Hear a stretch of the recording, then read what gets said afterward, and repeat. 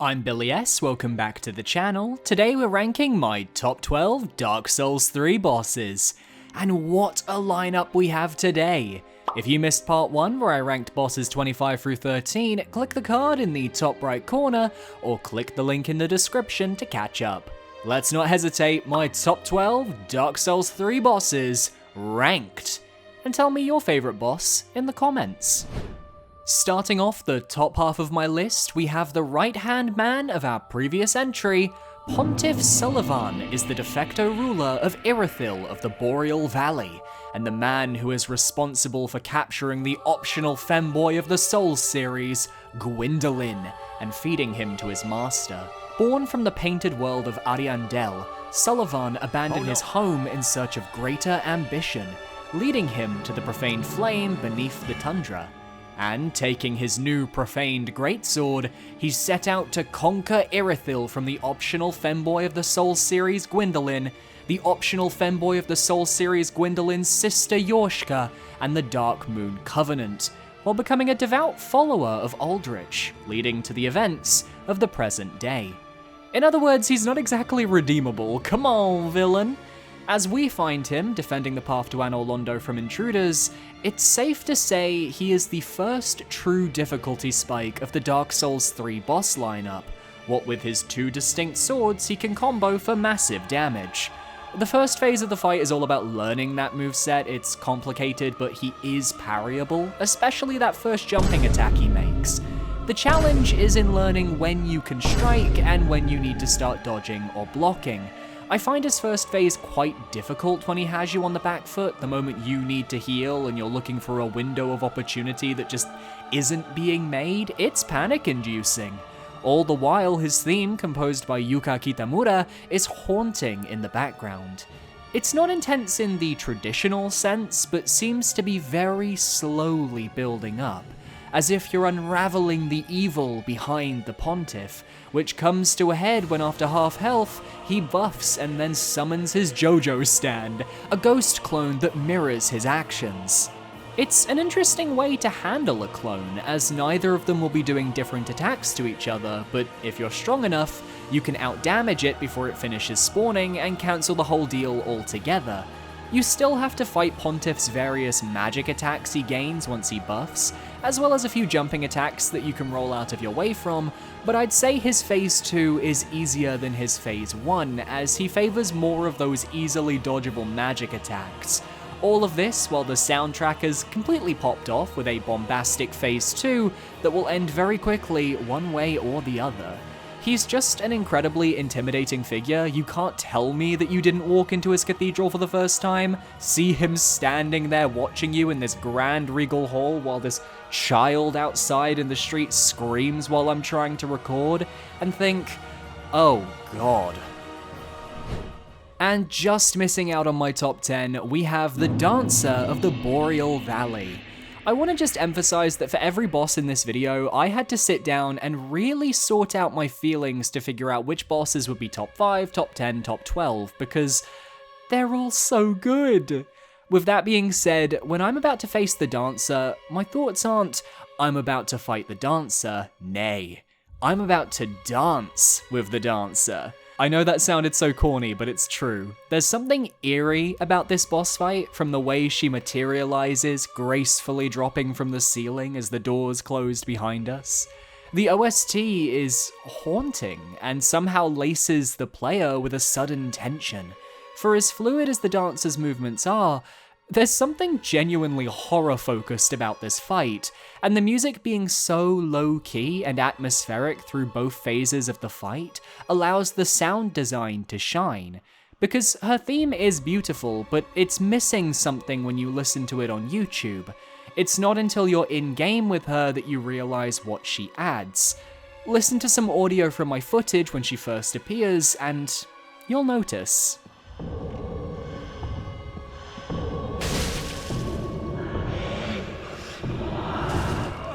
Every step she takes is an echoing, booming footstep that works in tandem with the music, creating this sense of choreography that has never been replicated since. I'm sure music theorists could go more in depth, but I'm here for the fight itself. The dancer isn't terribly hard unless you choose to fight her at the start of the game, but her moveset is so well animated and her attacks can catch you off guard with their reach that you still have to pay attention.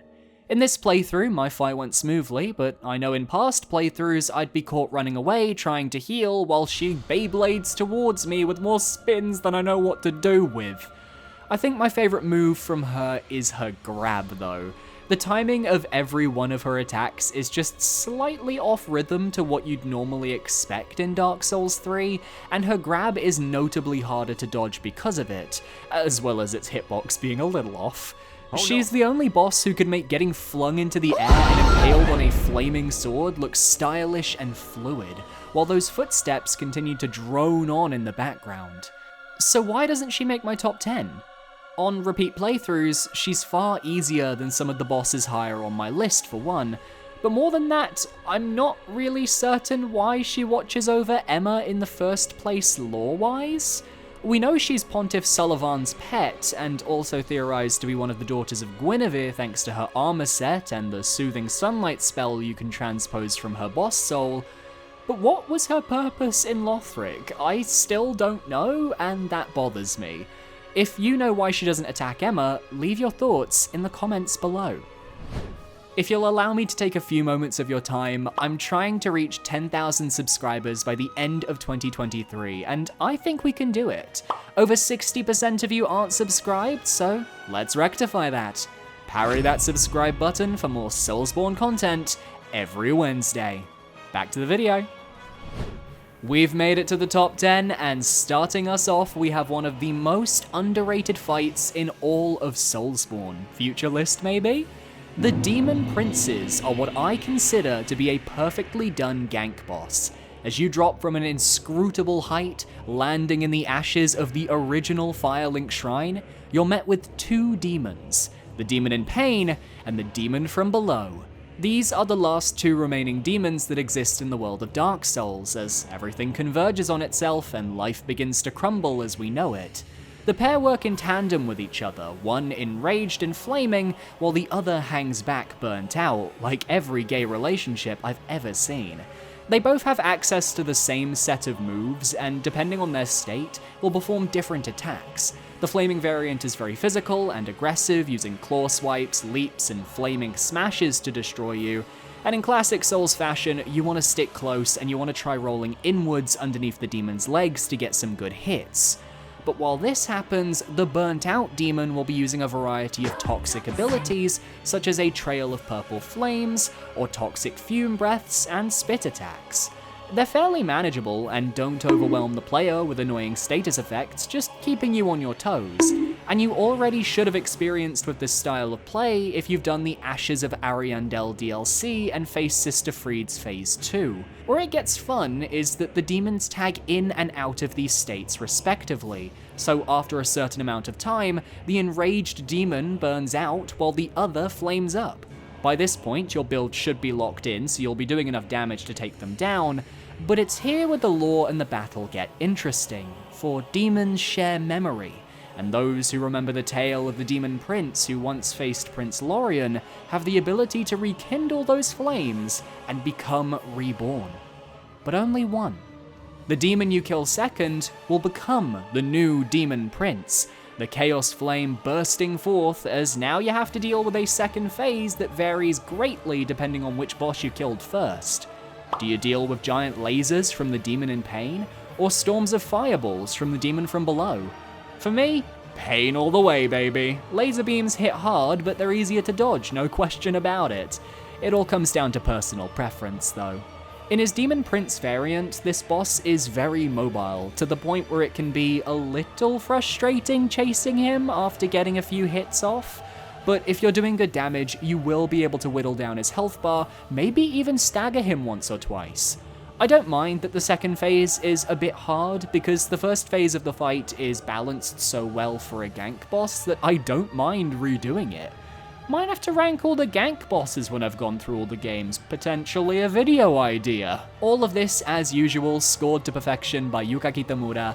The transition from phase 1 to phase 2 gives me chills every time. She's perfected the art of an ever-increasing intense melody to the point where I'm running out of things to say. I'm not good at critiquing music, I just think it sounds super cool. It may be number 10 on my list, but as I have said multiple times, we are at the point where it's personal preference taking precedent now, and every one of these fights could be number 1 for someone out there. We're sticking in the Ringed City for our number 9 spot as we talk about its optional boss, Dark Eater Midir. Dropping down one of the longest drops in Soulsborne history, falling through the earth into one of the most intimidating dark cavernous arenas of all time, the scene is set. Before we continue, let me just point out that of all the bosses remaining, Midir is easily the best quadrupedal beast boss and an absolutely stellar dragon boss. The only reason he's not in my top 5 is because I personally gravitate towards Dark Souls 3's humanoid fights, since of all of the games, DS3 does those the best. But there is a genuine case to be made for Midir being top 5, top 3, even the best fight in the game. Now, when the Ringed City came out, Dark Eater Midir immediately shot up the ranks as one of the hardest bosses in Soulsborne. A ton of us jumped into the fight and got absolutely destroyed by his hard-hitting, long-reaching attacks. And I think we all made the mistake of trying the same strategies that worked on past dragons in the series, you know, that get under him and hit his legs strategy, even if it does paltry damage because nobody knew better at the time. And even when people figured out Midir's gimmick, so to speak, the public perception was already set in stone, so I never ended up beating Midir until last year when I did my 100% Dark Souls 3 playthrough and came back to try him again. Little did we all know, Midir was hard but fair all along. Because if you want to do damage, you just have to hit his head. His head is his weak spot, and once you realize that, you'll notice that after almost every attack in his arsenal, he'll leave it open to counterattacks. Did he just do that long swiping claw combo that takes him all the way across the arena?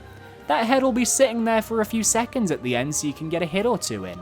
Once you know what to look for, you'll be dodging and diving through his attacks and learning your positions well. But Midir is still a hard fight, which I love. Just because you know the weakness, you still have to learn how to dodge his flame breaths, what his hitboxes are, and God forbid you're not ready for his phase 2. You'll know he's hit that phase when the music goes ultra instinct, and then you'll have to deal with some nasty dark attacks that can end your run quickly. From an AoE strike to summoning dark humanity homing sprites, and of course, Midir's iconic laser attack that I didn't get footage of. Because as you'll be seeing in my phase 2, I had no Estus, I was panicking, and I wanted that first time victory. But just for you guys, I'll splice in some footage from YouTube of the Midir laser attack. Thank you, boss fight database, salute to you. Once you see him jumping away from you like a scared house cat, you know it's laser disco time. If you can get Midir to the point of being stunned for a riposte, you've effectively won the fight. And as said, I did it first time this playthrough. Let's go, woohoo! A worthy contender for the crown of the best dragon boss in Soulsborne. Perhaps that's a list I can do in the future? When you think of a Lord of Cinder, you think singular, right? The Abyss Watchers didn't seem to get the memo, the Undead Legion having linked the fire as a group. Luckily for the Unkindled one, you don't have to fight an entire army when you waltz up to their mausoleum at the back of Farron Keep. This is the only boss fight in the game where you can hear the fighting going on before you enter. The sounds of swords clashing, battle in the air, and as you open the door and step into the arena, you're met with a harrowing sight. The Abyss Watchers were massive fanboys of Knight Artorias, the Abyss Walker, and sought to follow in his footsteps, wielding great swords and adopting his moves into their fighting style. Yet, after linking the flame, Farron Keep fell to ruin and the Abyss crept back. The Dark Wraiths roaming the swamp, a prime example of this. And like Artorias, the Watchers themselves became corrupted, and now they're locked in an endless battle, slaying their tainted numbers over and over until you come to break the cycle. corpses litter the floor, and as you begin to fight your first watcher, you realize you're not alone. For as the fight progresses, 2 more watchers will rise up, one to help kill you, and one who's neutral, attacking his comrades, and then the player if you get too close. The first phase is all about crowd control, and with the fast yet weighty attacks the boss throws out, I'd say they're easy enough to avoid, though you will likely struggle to find the right moments to heal when you take damage. What elevates the Abyss Watchers though is the presentation. Firstly, they look fucking awesome, one of the best armor designs in the game, and it's no secret their fight is very reminiscent of Lady Maria in Bloodborne. Secondly, the music. Unlike most fights in the game, there's no dynamic nature to their track where it changes in the second phase.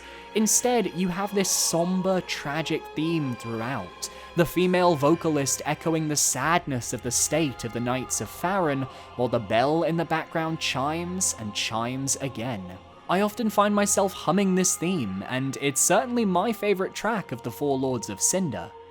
The second phase is where those Lady Maria comparisons truly shine though, as each sword swing is accented with bursts of fire that tear through the air, forcing you to figure out the best dodge timings to avoid both the initial swing and the flames beyond, often needing to dodge inwards towards the boss to avoid the worst of the damage. It's so cheesy to say, but it feels like a dance, a waltz of death, a true duel between you and the knight chosen to wield the power of the Lord of Cinder. It's so reminiscent of Artorias, and you all know that activates my biases because I fucking love the Artorias fight from Dark Souls 1. They pushed all the right buttons, and to top it off, made this the first Lord of Cinder you encounter, which sets such a high bar that Aldrich and Yor may have failed to leap over.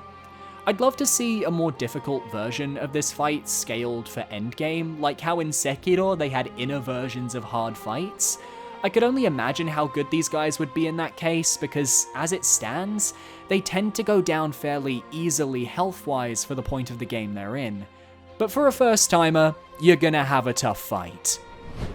What once stood as my favourite fight in Soulsborne when Dark Souls 3 first released, has fallen from grace a little bit, but not by much. The toughest optional boss of the main game, the Nameless King, stands as one of the toughest obstacles you can face in Lothric. A 2-stage boss fight at the end of a tough optional area in one of the most aesthetically awesome arenas as you fight atop storm clouds, the wind holding you up as the Nameless King swerves in on his dragon, the King of the Storm, and that soundtrack popping off in the background. I knew immediately that was a Motoi Sakuraba track, because even though the instruments are grand and fitting of this orchestral soundtrack, the composition itself is so familiar to his work on Golden Sun and many of the big final boss battle themes you'd find there.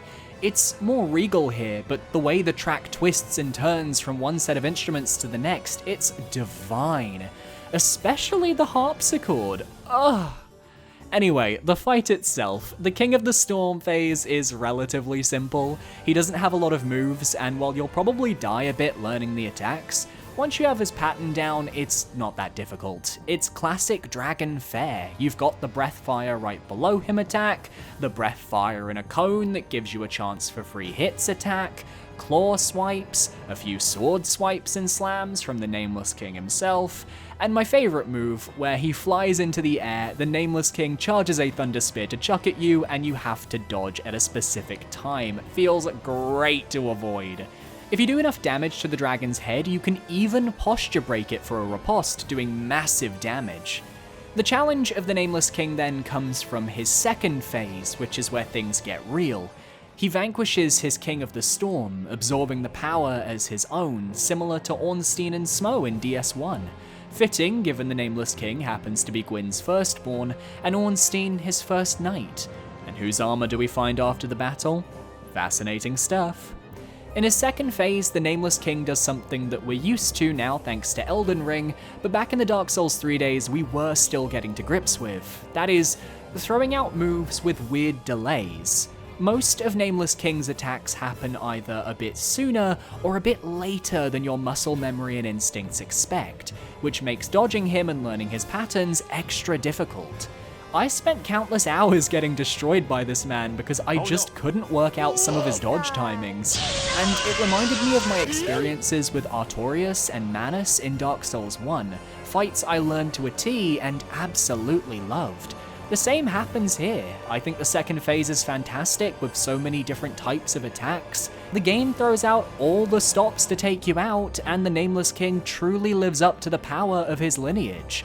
All the while, the soundtrack becomes slower and more menacing, more intimidating, as the Nameless King walks towards you, until it grows in bombastic excitement, tension, and so much more. It's a battle for the ages, and if the first phase was just a little more interesting, it would be a top 3 boss for me. But number 7, nothing to sneeze at. And just making it into the upper half of today's list, I told you in the last episode we'd be looking at Iudex Gundyr again in greater fashion, so introducing Champion Gundyr. Now, I hear you, this guy isn't actually that hard. He has a very aggressive moveset that makes healing very difficult, but he doesn't have a lot of health to back himself up, so this fight tends to go quickly in either direction.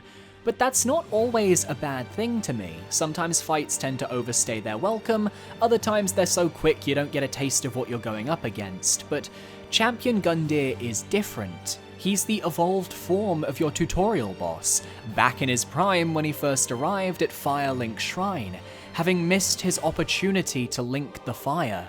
For his Firekeeper was killed, her body tossed away in the Firelink Tower for us to find, while her eyes were hidden behind an illusory wall long forgotten. So the champion fought us, ultimately failing and becoming the resting place for the coiled sword that would reignite the Firelink bonfire in the present day. In a way, he's a tragic figure, one forced into an eternal duty that he could never have foreseen. But that fight though? Initially starting out similarly to his Iudex form, you're thinking, this is easy, what's up? And then he stamps the ground, his eyes turn red, and suddenly you're getting pounded across the arena, elbowed in the face, and sent flying as he charges at you with the force of 1,000 rhinos. It actually reminds me slightly of Godfrey from Elden Ring, and how in his second phase he becomes this warrior. With Champion Gundyr, it feels like once he's enraged, his attacks become more physical, and he stops relying on the spear to do all of the work. It's fascinating and a great change of pace when I admit I was just expecting more Pus of Man bullshit. There's nothing funnier than gearing up for an attack when you think he's open, only for him to boot you in the face and send you flying.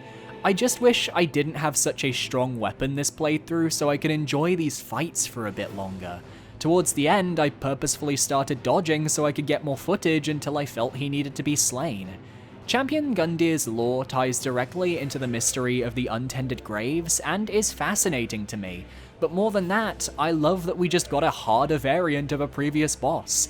This was the equivalent of Sekiro's inner fights before Sekiro did inner fights.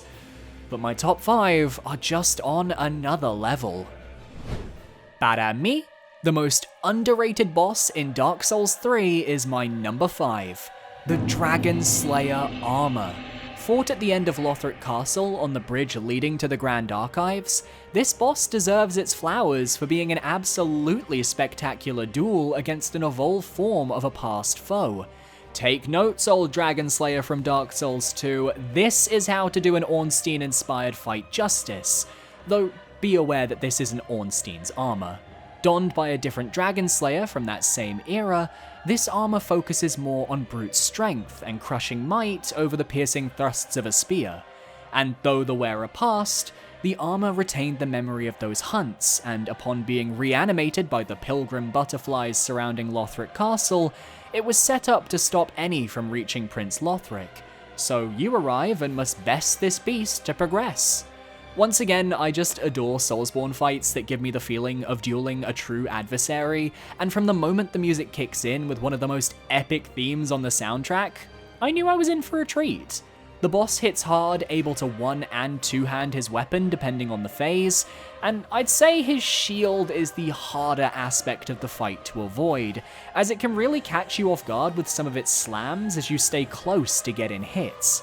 His weapon can take away large chunks of your health, so liberal healing is recommended, especially when he's two-handing, but you have to be careful when backing off due to the bridge arena you find yourself on. Using the central fixture to block line of sight is crucial. The attacks feel fantastic to dodge through, and once phase 2 hits and the pilgrim butterflies on the side of the arena start chiming in with their projectile attacks, all hell breaks loose. I know many players find those butterflies to be annoying, but I enjoyed the added tension their attacks brought to the fight, as I've beaten this guy many times. I love a little bit of spice to liven things up.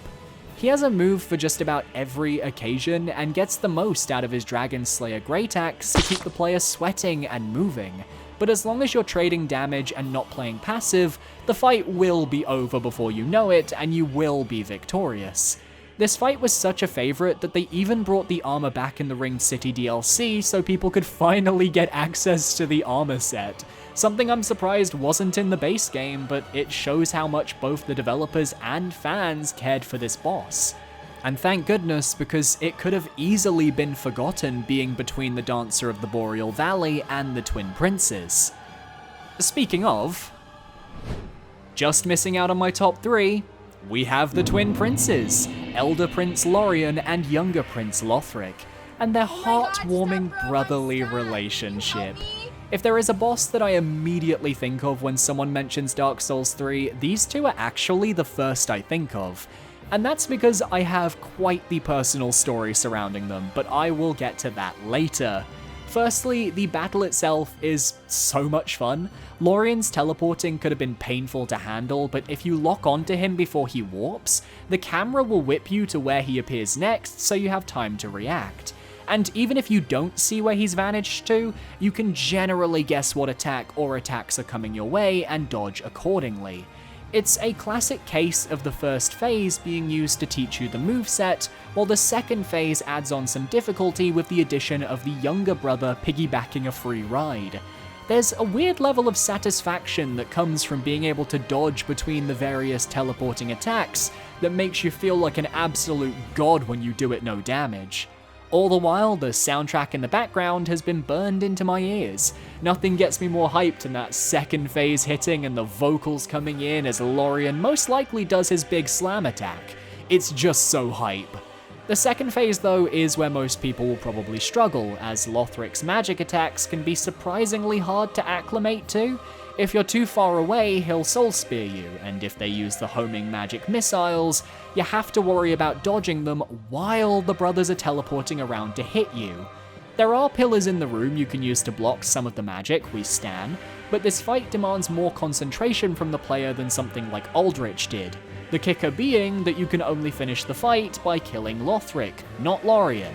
You'll have to down the brothers 2 to 3 times if you want to melt Lothric's health bar, which can be quite frustrating if you're low on healing and you have another cycle to go. But the reason I love this fight, beyond it being just a fantastic culmination of the story up until then, is that this is the fight I have personal history with. You see, in my first playthrough of Dark Souls 3, I got to this fight and I couldn't beat it. I struggled for days. My nephew, who was so young at the time, watched me trying to beat this boss and just couldn't do it. I put the game down for 6 months, and when I picked it back up, my nephew had come to visit again. Only this time, he had been taken over by the Get Good curse, as he had then played Dark Souls 3 at home after watching me play it, and now he was better at the game than me. It was embarrassing getting my ass kicked by Lothric while my nephew, who was maybe 9 or 10, judged me the entire time. Traumatic events that forced me to get so good that I memorized this boss's moveset, and now I don't struggle all that much. I did die once this playthrough because it's been a long time, but the fight still matches that excitement from the old days, and that extra personal touch keeps me invested in wanting to rematch these guys each playthrough. The endgame of Dark Souls 3 is the strongest endgame of all the Soulsborne games bar none, and the Twin Princes are a prime example.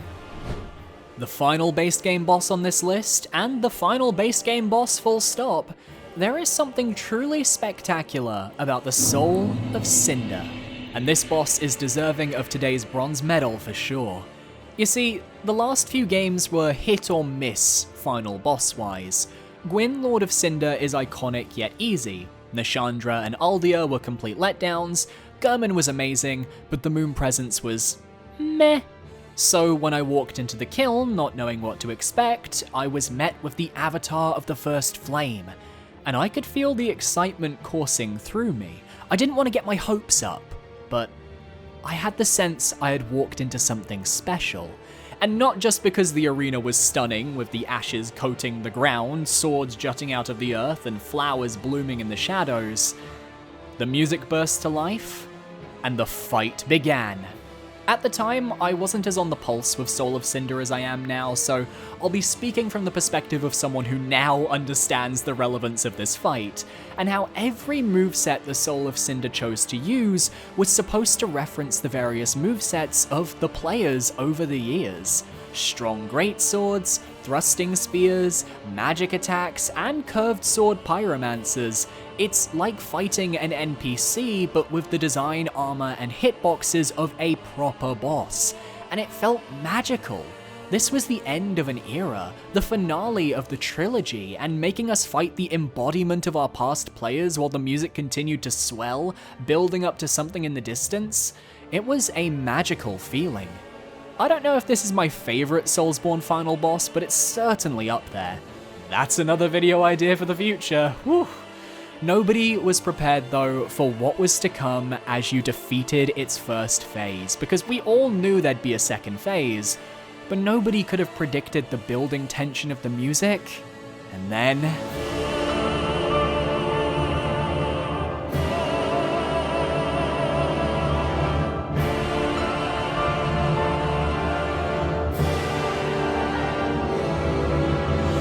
shivers.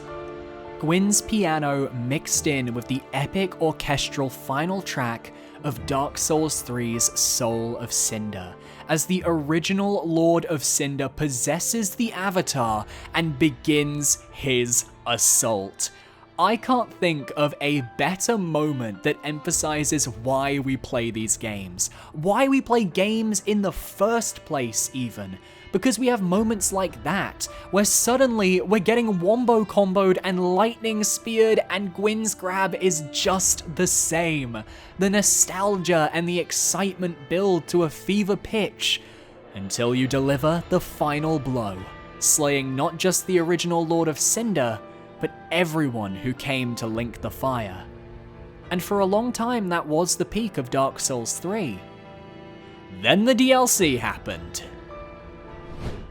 Snatching the silver medal, it was a close-fought battle, but Sister Fried and her cold feet from stepping in all that snow takes my number 2 spot. Going into the DLCs for Dark Souls 3, there's always a high amount of expectation, because From Software DLCs tend to hide the best fights that the games have to offer.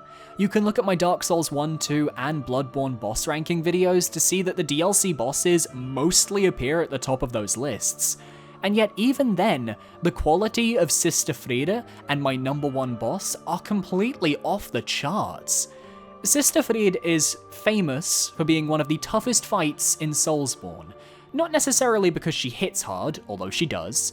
Her health pool is relatively small, even after Father Ariandel joins the battle in the second phase, and she's easily staggerable, but that just makes the fight more thrilling somehow. It's very easy to trade damage with her, getting a hit or two in before she backs off and quickly swings her scythe to chip at your health. The challenge of her first phase is learning her moves, so on repeat attempts you can power through it and save your Estus for the harder portion of the fight. Special mention goes to her ability to turn invisible, a great cameo for Priscilla. If you watch the direction the wind blows as she jumps, you can figure out where she'll land and attack her before she gets her scythe grab move off, because her grab is absolutely devastating if she lands it, swinging you into the air before slamming you down without mercy. The second phase is where things get intense, as now you're dealing with a gank boss of Father Ariandel the Aggressive, and Sister Frida's calculating ranged attacks. You may be able to wail on the father to get some good damage off, but you'll be risking her shooting ice underneath your feet to frostbite you. Or maybe she'll break out the old heal spell and start healing the big guy. She never gets in close unless you provoke her though, meaning you won't often be dealing with both of them at the same time, and since they share a health bar, just attack the boss that you feel more comfortable fighting. Ariandel's fire attacks can be quite long-reaching, as can her ice attacks, but if you win, you get the troll of your life. How dare the game give you a Titanite slab, making you think you've won, before sending Black Flame Frida to clean up the mess we've made? The only boss to have a third phase in Soulsborne, Black Flame Frida is a souped up version of her phase 1 moveset, coating all of her attacks in dark flames, and spicing up her movements and her speed to overwhelm the player. She's still just as staggerable, but the windows of opportunity close fast, and her speed makes it harder to predict her movements. I wish I could practice this phase more on its own, because it's one of the most fun movesets to fight in any of these games.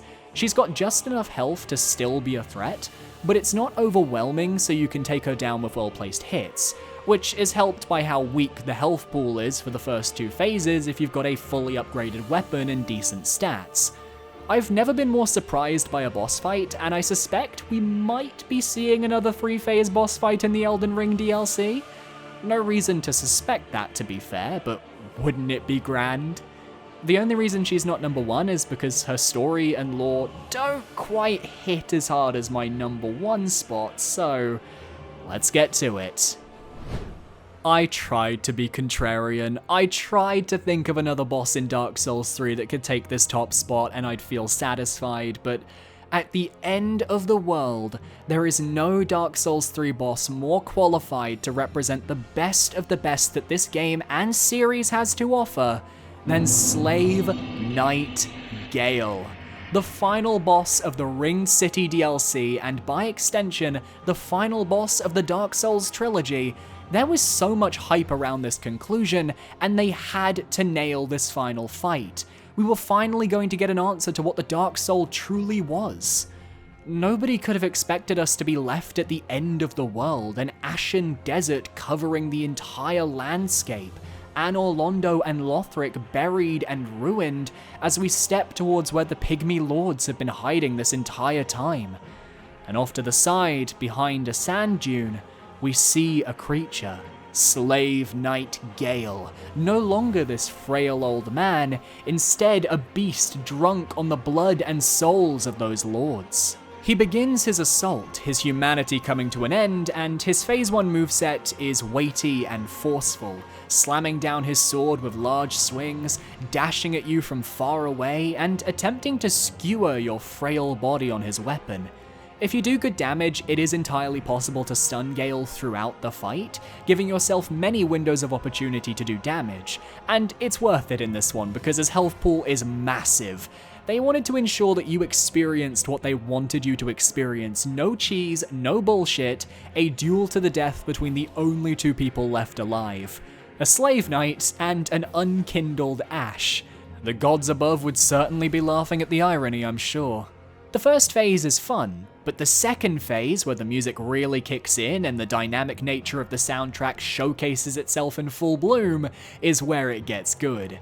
Gale has created the blood of the Dark Soul within himself, hollowing in his last moments and pulling himself up greatsword in hand, no longer a rabid beast pulling a Ludwig and becoming a hollowed, powerful juggernaut of a warrior, brimming with dark red, undead, bridled rage. Thunder strikes as he walks towards you, and the battle truly begins. From the way he can fling his cape at you in fiery swings, to that crossbow that can decimate you if you're not too close, to the way he flips and jumps and dives across the battlefield, and all you can do is keep up, get damage where you can. And that's before you get him to 1/3 health, where he then explodes, skulls launching themselves across the battlefield. His moves become faster, lightning striking the ground around you as you maneuver through the hazards, dodging his cape, avoiding the skulls, finding opportunities to heal, but he's catching you off guard. He's so fast, your Estus is going down. He slams the ground, skulls burst from the sword on the floor, you dodge away, and then you deal the final blow. Gale slumps to the floor and you breathe out a huge sigh of relief and revel in the experience you just had. Video game bosses don't get any better than Gale, and I truly wish I could erase my memories of this fight so I could do it again and again and experience the adrenaline, the euphoria, the joy. If the way I'm talking now hasn't convinced you, I don't know what will. But Slave Knight Gale is my #1 fight from Dark Souls 3. And that's that for the Dark Souls 3 videos. Next week, we'll be hopefully jumping into Sekiro as I look at the Sekiro areas and rank them from worst to best. Only one part for that one though, as there's not many areas in Sekiro. Be sure to parry that subscribe button and leave your thoughts down below. My socials are on screen now, feel free to follow me if you feel comfortable. I'm still thinking about relaunching a personal Discord for the channel, but maybe just as a way to update people on things, we'll see. I'll keep you guys in touch. A massive shout out to my patrons over on Patreon, you guys are amazing, and once again, you keep the channel alive. Have a good one, guys. Adios.